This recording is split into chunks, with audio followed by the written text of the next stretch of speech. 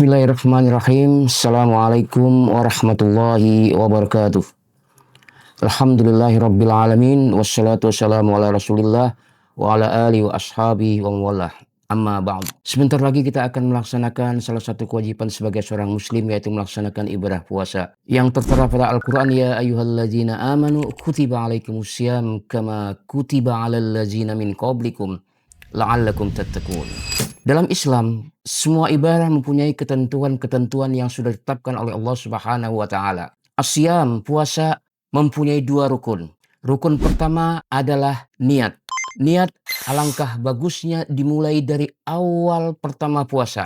Sengaja aku berniat untuk puasa 1 bulan penuh Ramadan tahun ini lillahi ta'ala. Sedangkan rukun kedua adalah meninggalkan perkara-perkara yang bisa membatalkan puasa selama mulai fajar terbit sampai terbenamnya matahari.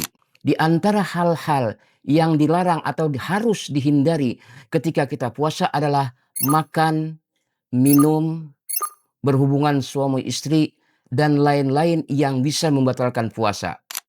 Sedangkan orang-orang yang harus mempunyai syarat ketika akan berpuasa adalah pertama, orang itu harus berstandar muslim. Artinya harus seorang muslim. Orang yang berpuasa tapi dia tidak dalam keadaan muslim, tidak diterima amal puasanya oleh Allah Subhanahu wa taala. Yang kedua, orang itu sudah balik. Artinya betul-betul sudah mukallaf, sudah terbebani oleh kewajiban-kewajiban yang Allah berikan di dalam Al-Quran. Biasanya balik itu adalah ketika anak umur 11 atau 12 tahun. Yang ketiga, syarat seorang muslim untuk berpuasa adalah dia berakal. Maka orang yang gila, hilang akalnya, mabuk, tidak diwajibkan berpuasa.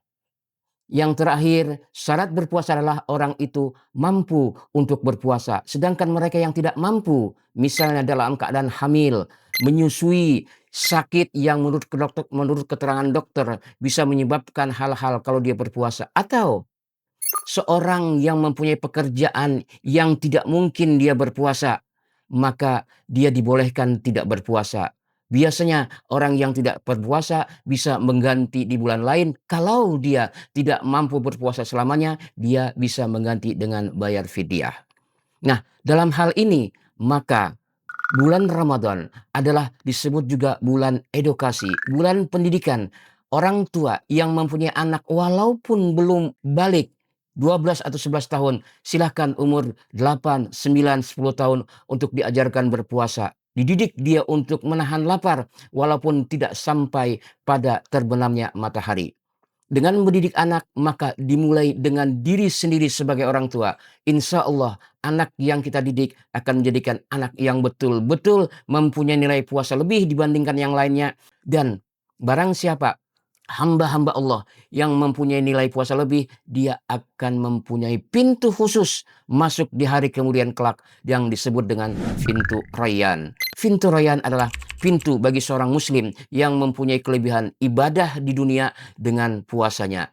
Mudah-mudahan apa yang disampaikan bermanfaat. Jadikanlah puasa sebagai bulan pendidikan buat anak kita yang belum menyampai balik. Mudah-mudahan setelah dia balik, dia bisa menjadikan puasa sebagai ibadah setiap tahunnya. Dan dia menjadi orang-orang yang insya Allah memasuki pintu di hari kemudian kelak melalui pintu Ar-Rayyan.